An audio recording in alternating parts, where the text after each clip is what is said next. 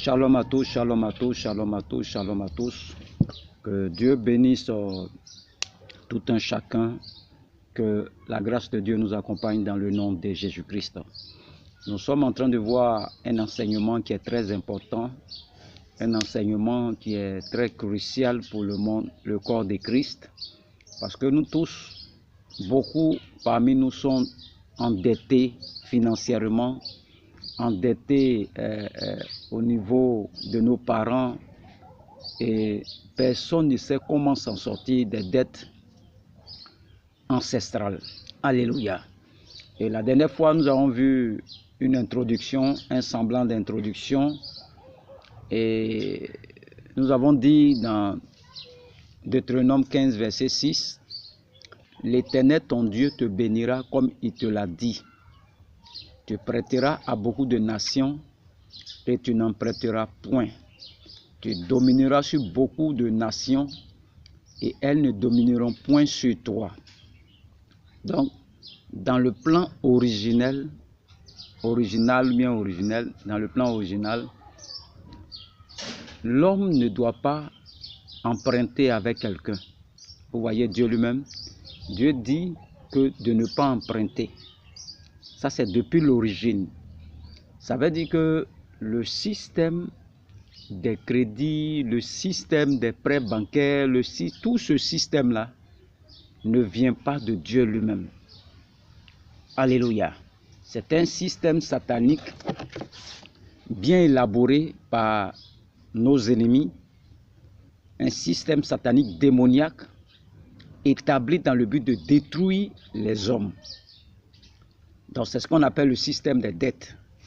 Donc ça ne vient pas de Dieu. C'est ce que beaucoup de chrétiens ne comprennent pas. Depuis Deutéronome 15, verset 6, nous voyons que Dieu dit « tu n'emprunteras point ». Mais c'est nous qui devons prêter. Vous voyez que tu ne dois pas emprunter. Alléluia. Lorsque nous prenons Romains 13, Romains 13, c'est un petit résumé avant de commencer. Romains 13, verset 8, il dit quoi? Il dit « ne devez rien à personne ». Ne devez rien à personne, si ce n'est de vous aimer les uns les autres. Car celui qui aime les autres a accompli la loi. Donc Dieu demande la seule dette que nous devons donner à quelqu'un, c'est l'amour. Dieu dit de ne pas emprunter, de ne pas prendre crédit avec quelqu'un. Dieu même nous dit ça ici, de ne pas emprunter. Alléluia, de ne pas emprunter. Il nous dit de ne pas emprunter. Alléluia. Lorsque nous prenons 1 Jean 5, je suis en train de chercher 1 Jean 5, verset 15. 1 Jean 5, verset 15 dit quoi? Et si nous savons qu'il nous écoute, quelque chose que nous demandions, nous savons que nous possédons la chose que nous lui avons demandé. Donc Dieu ne veut pas que nous prenions des crédits bancaires, des dettes. Il ne veut pas ça. Il dit de lui demander. Et si tu crois que ce que tu as demandé, il te l'a donné, tu vas voir la chose s'accomplir dans ta vie. Donc, à l'origine, le système de dette établi dans nos banques, établi dans le monde, ne vient pas de Dieu. Et nous tous, nous savons que nous avons deux camps qui s'affrontent. Le royaume de Dieu et le royaume de Satan. Et nous, les hommes, nous sommes leur cible. Donc chacun va élaborer un système pour que les hommes puissent opérer dans le système. Donc, quand nous voyons Dieu ici qui nous dit de ne pas emprunter, ça veut dire que le système de prêt bancaire, prêt, crédit, donne-moi crédit, tu n'emprunteras point. C'est nous qui devons prêter aux gens. Alléluia. Donc, à la base, l'homme ne doit pas emprunter. Ça, nous sommes en train de faire le résumé de ce qu'on a vu la fois passée. Il faut voir l'enseignement là. Les prêts bancaires, les dettes ancestrales, il faut voir l'enseignement. Ça, c'était le premier enseignement. Je suis en train de résumer. Et quand nous prenons Pourquoi Dieu ne veut pas que nous empruntons? Nous allons prendre Proverbe 22, verset 7. Dieu ne veut pas que nous empruntons. Proverbe 22, verset 7. On va faire la lecture. C'est une formation. Prenez note. Il dit, le verset 7, le Proverbe 22, verset 7. Il dit, le riche domine sur les pauvres et celui qui emprunte est l'esclave de celui qui prête. Vous voyez, Dieu même dit ici, le riche domine sur le pauvre et celui qui emprunte est l'esclave de celui qui prête. Donc, tant que tu prends crédit avec les banques, avec les gens, tu seras toujours leur esclave.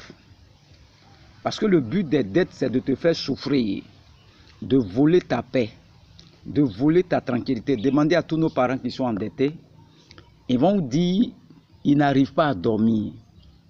C'est un système élaboré pour prendre la paix que tu as là, ta tranquillité, ta paix, ta douceur, tout ce que tu as là, c'est pour voler ça.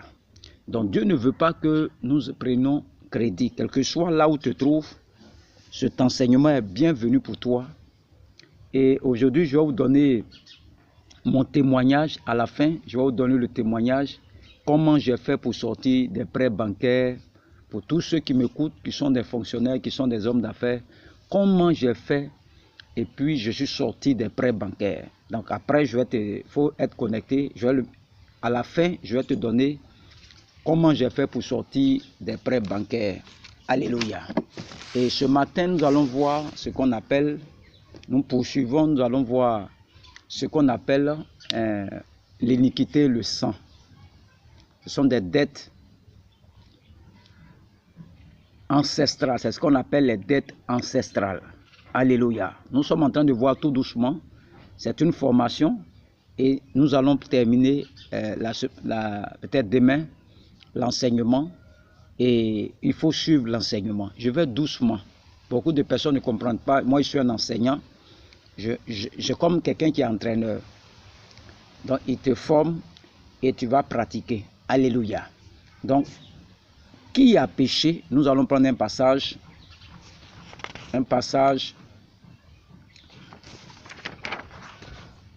Prendre un passage. Excusez-moi. Restez connectés. On va prendre un passage.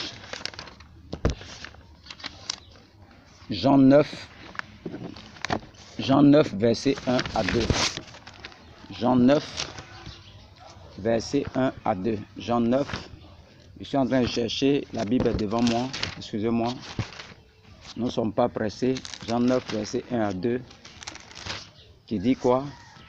Jésus, je vais faire la lecture. Jésus vit en passant un homme aveugle de naissance. Jésus vit en passant un homme aveugle de naissance.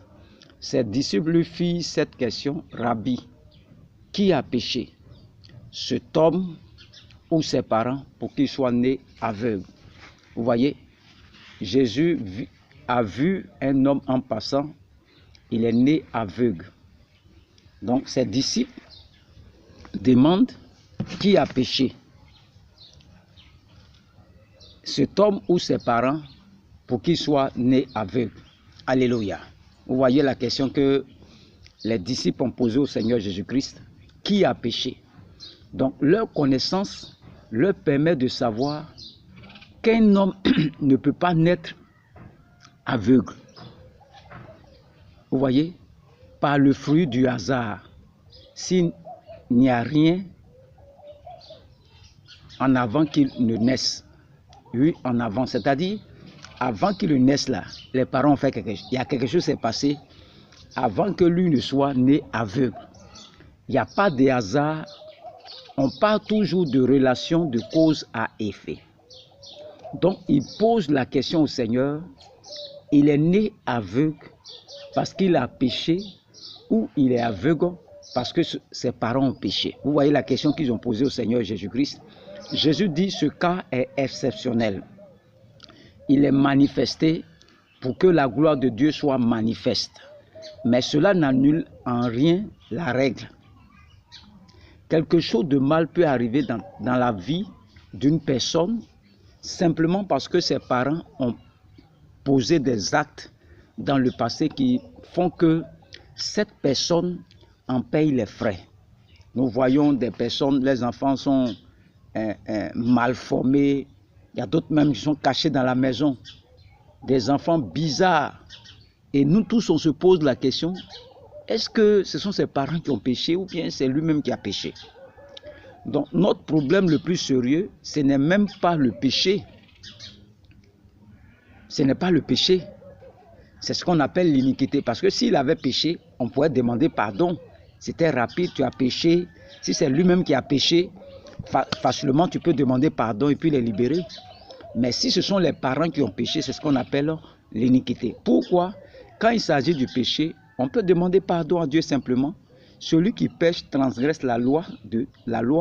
Lorsqu'il se repent, il confesse ses péchés et il obtient miséricorde. Dieu est fidèle pour nous pardonner. Donc s'il s'agissait ici du péché, Dieu allait pardonner le péché lorsque nous revenons à la repentance. Si c'est cet homme même qui a péché, vous allez voir quand ils vont se repentir, ce qu'il a fait là, et ils vont demander pardon au Seigneur, le Seigneur va lui pardonner. Mais le problème n'est pas à ce niveau. Le problème n'est pas à ce niveau. Lorsque nous prenons Matthieu 27, Matthieu 27,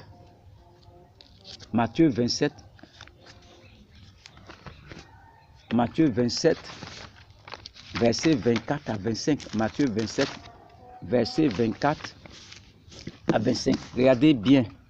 Pilate, voyant qu'il ne gagnait rien, mais que le tumulte augmentait, prit de l'eau, se lava les mains,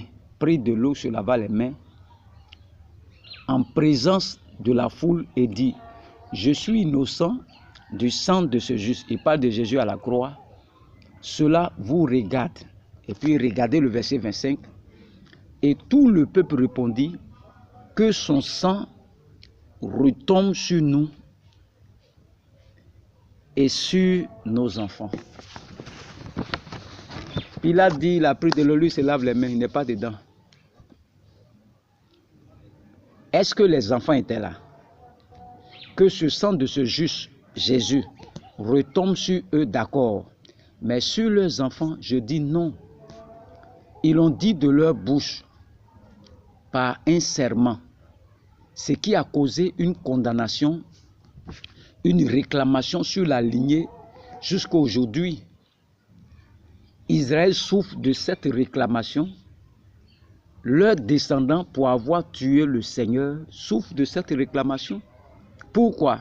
Parce que leurs parents ont livré leurs enfants. Et naturellement, quand vous livrez vos enfants, il y a une condamnation qui vient sur eux.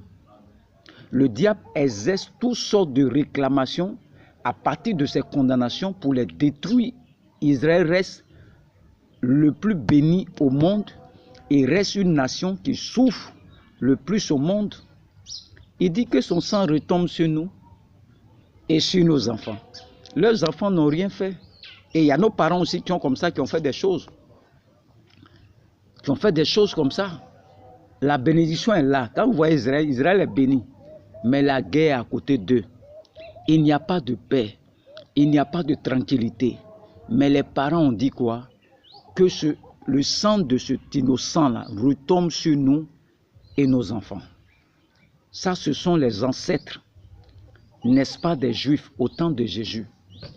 La question qu'on peut poser en ce jour, ce soir-là, lorsque toi, tes ancêtres à toi, dans l'idolâtrie, sont allés adorer les ténèbres, sont allés adorer les idoles, quels sont les engagements qu'ils ont pris pour eux et pour toi? Parce que les engagements pris deviennent spirituellement une dette. Tout ce que nos parents ont pris, les engagements qu'ils ont pris avec les esprits là, deviennent spirituellement une dette. Une dette. Or, celui qui est endetté est l'esclave de celui qui prête. Proverbe 22, verset 7. Celui qui est endetté devient l'esclave de celui qui prête. Donc nos parents sont allés prendre signer des alliances, des accords avec les esprits. Ils se sont endettés spirituellement.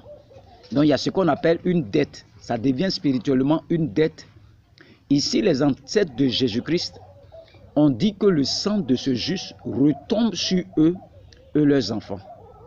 Que je sois d'accord ou pas, les enfants continuent de payer 2000 ans après jusqu'à aujourd'hui. Donc ce n'est pas une affaire de donc je suis d'accord, je ne suis pas d'accord. Regardez, non, c'est fini, c'est pas fini. Non, c'est pas une question de ce que tes parents ont pris comme crédit là. Va faire de toi un esclave. Parce que tu es endetté. On dit celui qui emprunte est l'esclave de celui qui prête. Alléluia. Donc, c'est l'engagement qui a été pris qui doit être exécuté. Lorsque vous partez prendre une entreprise, vous voulez racheter une entreprise, on parle du passif, pour ceux qui font l'entrepreneuriat, on parle du passif et on parle de l'actif. Donc, tu achètes une entreprise, tu la prends avec toutes ces dettes qu'elle a prises aussi. C'est-à-dire, si l'entreprise doit à l'État 2 milliards et toi, tu rachètes l'entreprise, l'État, le passé de l'entreprise, là, tu hérites aussi du passé de l'entreprise. Le fait que tu sois le nouveau propriétaire, tous les huissiers, ils vont venir te dire de payer cette dette. C'est la même chose pour les pays africains. Lorsqu'un président vient à la tête du pays, il vient hériter aussi, il prend le pouvoir, il prend la tête de ce pays, il prend aussi les dettes. Vous voyez, tous nos pays sont endettés. Les pays occidentaux, les États-Unis, tous ces pays-là, nous avons pris leur argent. Et ce qui fait que l'Afrique ne peut pas s'en sortir, parce que Dieu dit dans sa parole que celui qui prend crédit, là, je vais résumer pour que tu comprennes, est l'esclave de celui qui te prête.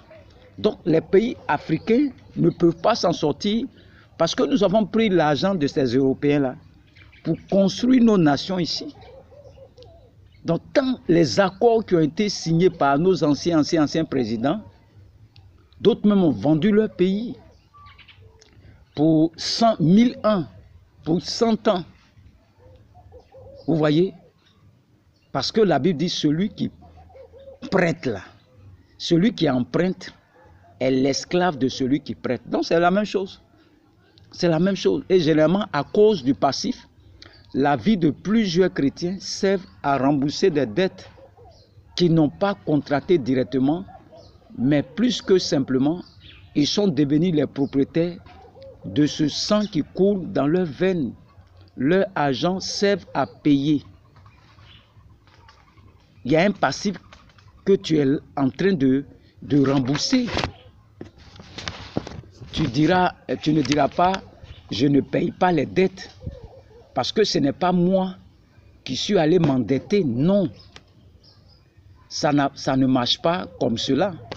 Si l'entreprise est devenue la sienne, on te poursuivra. Si tu ne payes pas les dettes, on t'arrêtera, on va t'enfermer. C'est ta responsabilité. Est-ce que tu sais que le même principe s'opère par rapport au sang qui coule dans tes veines? Notre sang est un sang endetté, non pas endetté auprès des banques, mais endetté auprès des démons. Nos parents dans l'ignorance et nous-mêmes, nous avons pactisé dans l'ignorance, je le répète, avec des mauvais esprits.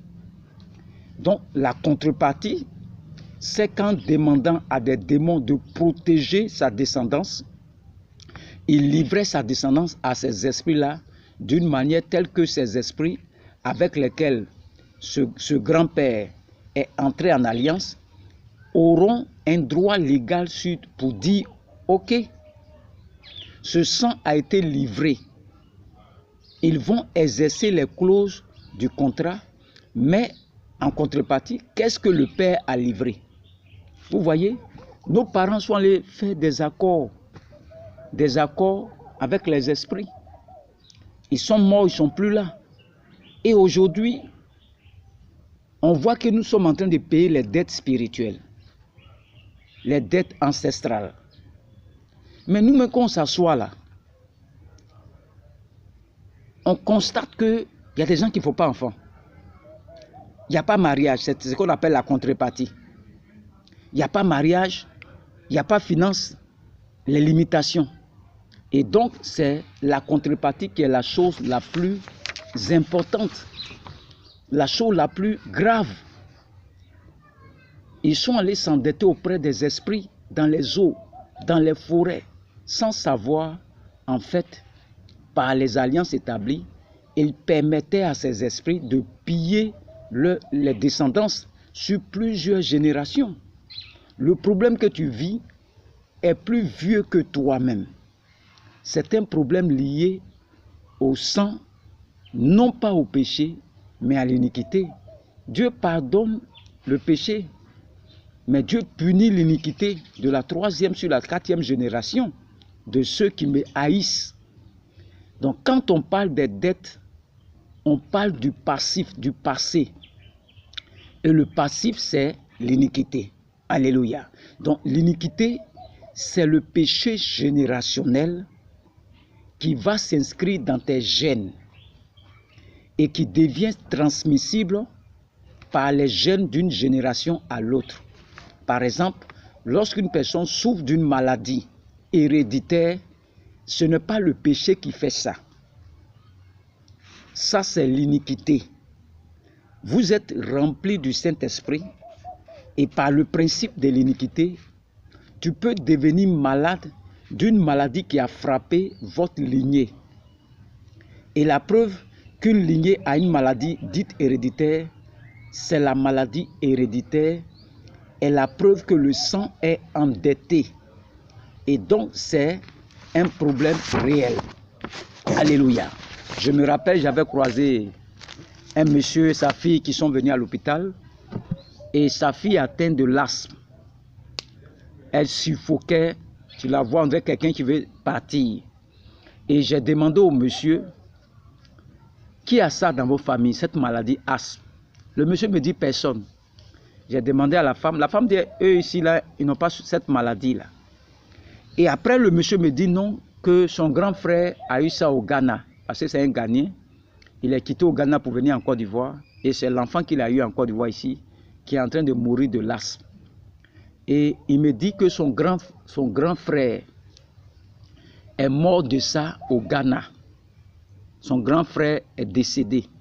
Et la même maladie, sa fille qu'il a eue en Côte d'Ivoire, qui n'a pas tissé, qui n'est au courant de rien, est en train de mourir en Côte d'Ivoire. Vous voyez, c'est ça qu'on appelle les dettes spirituelles. Donc je lui ai posé la question, qu'est-ce que vous adorez au Ghana là-bas? Les esprits, il dit que c'est l'eau qu'ils adorent. Vous voyez? Donc l'alliance qu'ils ont contractée avec les esprits au Ghana, l'esprit de l'eau, cette alliance-là fait que le sang que lui, il a transféré à sa fille est un sang qui est endetté. Ils ont pris crédit avec les esprits. Ils ne sont pas allés payer leur crédit. La Bible a dit dans Proverbe 22, verset 7, que celui qui emprunte est l'esclave de celui qui prête. Donc nous sommes allés voir les esprits pour chercher la protection. Nous sommes allés prendre leur protection. Et nous avons livré toutes nos familles et toutes nos générations. Quand on voyait pour le Seigneur Jésus-Christ, il dit que ce sang retombe sur nous et sur nos enfants. Donc nos parents nous ont livrés à ce qu'on appelle les dettes ancestrales. Le sang que nous avons reçu de notre père, de notre mère, c'est les deux sangs-là qui nous ont fabriqués. Nous avons été conçus dans le sang de notre papa et de notre maman. Donc le sang que nous avons reçu est un sang qui est endetté spirituellement. Donc, ce que tu dois savoir, c'est que sur cette terre-là, tant que tu vis là, le combat spirituel ne va jamais finir. Parce que le sang qui est en toi là, est un sang qui vient de loin. Un sang qui est contaminé. Il y a des maladies dans le sang. Il y a des chômages dans le sang. Il y a des pauvretés dans le sang. Il y a des blocages dans le sang. Il y a des choses qui sont contenues dans ton sang là. Tu ne connais pas ta lignée. Quel crédit ils ont pris avec les esprits. Donc c'est tout ça qui fait que nous souffrons aujourd'hui. Et tant que tu vis sur la terre là, tu ne vas jamais cesser de combattre. Tu ne vas jamais cesser de combattre. Regardez Israël. Quand ils ont tué Jésus-Christ, Pilate dit, je me lave les mains. Je ne suis pas dedans. Le peuple a dit quoi? Que le sang de cet innocent-là, eux-mêmes disent innocent, retombe sur nous et nos enfants. Aujourd'hui, là, tant qu'Israël vit là, ils sont entourés de leurs ennemis. Ils ne seront jamais en paix. C'est eux-mêmes qui ont dit ça. Que son sang là retombe sur nous et nos enfants. Et quand toi-même tu regardes la famille dans laquelle tu es quitté là, tu es quitté dans une famille où on faisait les adorations, les alliances. Donc il y a des choses qui t'arrivent là. Ne viennent pas du péché que tu as commis, mais viennent des alliances, les péchés que tes ancêtres ont tissés avec les esprits. Donc comme il n'y a personne, toi tu es devenu chrétien maintenant, il n'y a personne pour aller faire les sacrifices. Donc ça devient spirituellement, ça devient une dette spirituelle. Donc il y a des gens qui sont là, ils ne font pas enfant. On a beau prier, c'est ce qu'on appelle les dettes ancestrales. Ça ne finit jamais. Il y a des gens aussi, tu passes concours, tout le monde gagne. Mais pour toi là, tu vas aller prendre crédit pour venir payer ton concours. Pourquoi tu prends crédit? Parce que toi, tout ce que tu dois avoir sur la terre là, tu dois payer. Donc d'autres ne comprennent pas, mon enfant. Il y a d'autres mecs qui ont eu leur bourse, ils sont partis, ils ne payent rien. Mais pour toi, là, on dit de payer, parce qu'on appelle ça une dette spirituelle. Donc tu vas voir dans le monde, toi, tes enfants, là, tu payes seulement. Tu vas payer concours, tu vas faire business. Pour eux seulement, tu dois payer dans le monde pour que ton enfant puisse avancer. C'est une malédiction liée aux dettes ancestrales. Ton enfant passe concours, son nom n'est pas dedans. Mais si c'est faire business pour qu'il soit gendarme, policier, travaille à la banque, tu as oublié de payer, mettre de l'argent dedans, parce que tes parents ont contracté des dettes qui n'ont pas remboursé avec les esprits. Donc là où tu veux monter seulement, tu vas voir que tu dois mettre ta main dans la poche. Tu dois miser. Tu dois payer pour que ton enfant puisse accéder à un autre niveau. C'est ce qu'on appelle les dettes spirituelles. Il y a des gens, par exemple, qui ne sont pas mariés. Et même ils ne comprennent pas pourquoi ils ne sont pas mariés. Il y a des gens aussi, tu vas voir, ils ne font pas enfant. Ils ne comprennent pas que c'est ce qu'on appelle les dettes ancestrales. Ce sont des dettes spirituelles. Les accords que les parents ont tissés avec les esprits. Toi, tu es la nouvelle génération. Ils ont dit que son sang retombe sur nous et sur nos enfants. Et quand nos parents partaient faire les médicaments, ils ont dit qu'il ne faut pas que protège-nous et protège nos enfants. Et aujourd'hui, nous sommes chrétiens, nous ne sommes plus sous l'alliance, mais nous sommes sous l'influence de ces alliances que nos parents ont tissées avec les esprits. Donc, c'est un enseignement qui est très important qu'on appelle les dettes spirituelles ancestrales. Les dettes spirituelles ancestrales. Il faut faire beaucoup attention. Alléluia. Nous sommes en train de progresser tout doucement. Nous partons. Il y a un autre enseignement encore dessus, parce que je dois donner les prières, les solutions, tout. Et aujourd'hui, c'est un bonus que j'ai offert. Comment je suis sorti des prêts bancaires? J'avais contracté une dette de plus de combien de millions? Je ne sais pas, c'est 3 millions, bien combien de millions, que je devais payer ça sur 3 ans. Et chaque mois, on me coupait mon argent. Je n'arrivais pas à vivre. En ce moment, c'était difficile. C'était difficile, je ne me retrouvais pas. J'étais obligé de me cacher, je n'arrive même pas à payer un habit. Même payer un poulet pendant les fêtes, je n'arrive pas. Quand je prends mon argent, tout le salaire est parti. Tu vas payer maison, tu vas payer l'eau, tu vas payer ça, tu vas manger. D'ici le 5, il n'y a plus rien dans ma poche. Donc nous vivions de crédit, Il m'avait pris avance sur salaire, il m'avait pris temps pour pouvoir tenir. Mais c'était difficile. Et un jour, j'ai un frère qui m'a dit, mais il faut prendre 21 jours de prière. Il faut faire un mois de prière. Et un mois de janvier, c'est pas c'est janvier ou février, j'ai dit à Dieu d'effacer cette dette spirituelle-là. Ce crédit que j'ai pris à la banque, je n'arrive pas, ça m'étouffe. Et je priais. Parce que j'avais le témoin d'un autre frère qui avait pris crédit à la banque pour construire sa maison et pour acheter sa voiture. Et quand le temps arrivé, il a pris 40 jours de jeûne. Il a dit à Dieu que si on le coupe là, il ne pourra pas vivre avec ses enfants et sa famille dans la maison. Il a prié quand il a fini de prier, 40 jours, il arrive à la banque, il s'en prend son argent, il demande à la caisse, c'est comme s'il n'a pas pris crédit. Bon, comme il est pasteur, il ne veut pas voler la banque. La femme, la caissière lui dit, va voir dans l'autre caisse là. Il va voir dans l'autre caisse, il y a quelqu'un qui a tout payé son crédit. Il a une voiture, il a une maison. Le crédit qu'on devait lui couper, si c'est sur 10 ans, 7 ans là, le Saint-Esprit, les anges de Dieu sont venus effacer ça dans leur machine. Il n'a rien payé, tout est effacé dans leur ordinateur, il ne doit rien. Donc moi aussi, quand j'ai entendu son témoignage, j'ai commencé à faire les longues prières aussi. Tous les jours, Seigneur, il faut effacer ce crédit bancaire, il faut effacer ce crédit bancaire, il faut effacer ce crédit bancaire.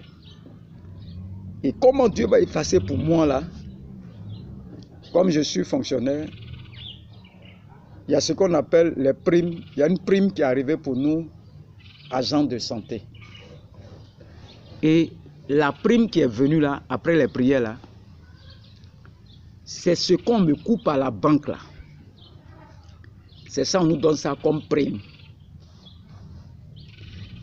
Quand j'ai prié, quand ce que cette dette soit effacée là, la réponse de Dieu là, pour moi là, c'est une prime qui est venue. Et la prime qui est venue, quand on me coupe à la banque, la prime là prend la place. Quand on me coupe à la banque, la prime là prend la place. C'est comme ça que Dieu a effacé pour moi. Tout ce qui est crédit, il faut prendre de longues prières, 30 jours de prière, tous les jours tu pries pour ça. Seigneur, efface cette dette que j'ai contractée au niveau de la banque. Seigneur, que cette dette soit effacée, que ce crédit soit effacé par ton sang. Seigneur, efface cela. Seigneur, efface cela. Seigneur, efface cela. Seigneur, efface cela. Et quand tu vas commencer à prier dans ce sens, Dieu va te répondre. C'est comme ça que Dieu m'a répondu. Et je suis sorti du crédit facilement. Je n'ai rien senti. C'était difficile. Mais il fallait que je me lève en prière. La Bible dit prier sans cesse. Tous ceux qui sont sur crédit, là, prends au moins 10 jours en train de prier pour ça. Seigneur, efface cette dette. Si tu peux aller loin, va loin. Seigneur, efface ce crédit. Seigneur, efface ce crédit. Seigneur, efface ce crédit. Seigneur, efface ce crédit. Je prie que tous ceux qui sont endettés spirituellement, que cela soit effacé par le sang de Jésus-Christ. Touche ma main seulement. Et cette dette est effacée maintenant dans le nom de Jésus-Christ. Je déclare que tu reçoives cette grâce, tu reçoives cette onction, tu reçoives cette grâce venant de la part du Seigneur. Je fasse la dette bancaire qui est sur toi maintenant. Ce crédit spirituel qui est sur toi soit effacé dans le nom de Jésus-Christ. Je fasse ce crédit-là sur ta vie maintenant. Que ce crédit soit effacé dans le nom de Jésus-Christ. Que ce prêt bancaire soit effacé. Au nom de Jésus-Christ. Vous voyez comment c'est facile? Dieu dit prier sans cesse. Il va effacer. Prends une semaine. Prends un mois. Et prie comme ça seulement. Tu verras que Dieu va effacer pour toi. Tu vas rendre témoin aussi. Mon Dieu a effacé la dette. Il a effacé ça complètement. Pendant combien d'années toute cette dette-là est effacée? Il me restait, je ne sais pas combien d'années, mais Dieu a envoyé cette prime-là. Et tant que le crédit était là, la prime là vient seulement. Jusqu'à ce que le crédit soit anéanti. Donc Dieu est capable d'opérer ce miracle-là dans ta vie. Il suffit de te lever en prière. Tu as pris crédit, tu t'es trompé. Dieu dit c'est pour ça qu'il est venu. Il savait que tu allais te tromper. À la croix, il dit tout est accompli. Il n'a pas laissé pour toi. Il n'a pas laissé pour toi. Il a tout effacé à la croix. Il dit tout est accompli. Le crédit que tu as pris à la banque, là, il a déjà payé ça. C'est à toi maintenant de croire et de prier dans ce sens. Partagez cet enseignement, vous verrez. Tous ceux qui ont pris crédit, il faut dire à Dieu d'effacer. Seigneur, efface ce crédit. Seigneur, efface ce crédit. Seigneur, efface ce crédit. Seigneur, efface ce crédit. Il va effacer. Il va effacer. Dieu va effacer ce prêt bancaire là. Il faut croire en ce Dieu-là.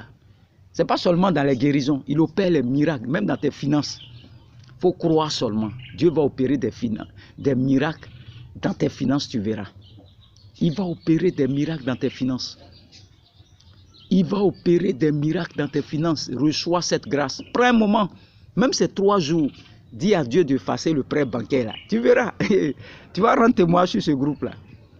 J'attends vos témoignages. Pour ceux qui ont des témoignages sur les miracles que Dieu a fait pour vous, vous pouvez m'écrire dans ce groupe-là. Écrivez-moi. Et on va partager ça dans le groupe. Pour fortifier la foi de quelqu'un. L'enseignement continue toujours. J'arrête là pour le moment. Je vais vous donner le bonus. Comment Dieu m'a fait sortir des dettes spirituelles. J'ai simplement pris 21 jours. Et je priais pour que Dieu efface ce prêt bancaire. Seigneur, efface ce prêt bancaire. Seigneur, efface ce prêt bancaire. Seigneur, efface ce prêt bancaire. Et Dieu a effacé ça. Parce que depuis la croix, il m'a dit tout est accompli. Le crédit que j'ai pris là, Dieu a tout effacé par son sang. Et il m'a rendu libre. Celui qui emprunte est l'esclave de celui qui te prête. Les banques que nous prenons les crédits dans leurs mains, là, les hommes que nous prenons les crédits, nous devenons leurs esclaves spirituellement. Même si tu as pris l'argent à quelqu'un aujourd'hui, que tu es morte, que ton enfant est là, Satan ne va pas le laisser. Yeah! Ça devient une dette pour ton enfant. Parce que le fait même de prendre crédit à quelqu'un puis ne pas rembourser, là, ça devient une dette. Satan, lui, c'est un kamikaze, il s'en fout. Tu as dit à ton ami, bon, la personne n'est plus ensemble, hein. Tu as décédé, ton enfant est là, il va rembourser cette dette. Même s'il ne le paye pas physiquement, il va le payer spirituellement. Parce que c'est un système que Satan a mis en place. Si quelqu'un obéit à ce système de prendre crédit, tu deviens l'esclave de la personne.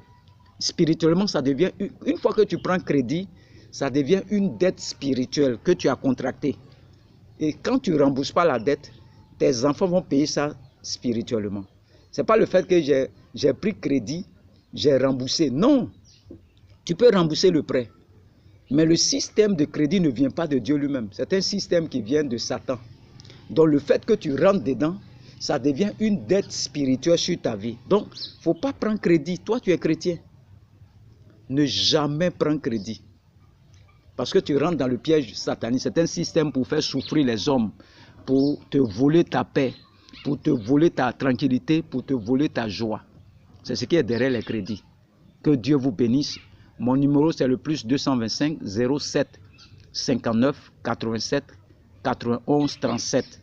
07 59 87 91 37. Pour ceux qui ont envie de faire des offrandes, qui ont envie de me soutenir par rapport à l'œuvre que je vais implanter dans la région de Bois-Flé, ce sont mes contacts. Le plus 225 07 59 87 91 37. Pour ceux qui veulent nous soutenir, on veut construire une église ici. Si tu peux nous donner des ciments, du sable, du fer, toutes sortes de choses, tu seras le bienvenu. C'est une grande église que nous devons construire. Et soutenez l'œuvre de Dieu, vous allez voir que Dieu va vous bénir. Que Dieu bénisse tout un chacun. Il reste une dernière partie, c'est en 3 parties. Nous allons faire la première partie, genre l'introduction, la deuxième partie et la troisième partie pour demain. Demain, dans l'après-midi, la troisième partie va sortir. Que Dieu vous bénisse au nom de Jésus-Christ. Amen.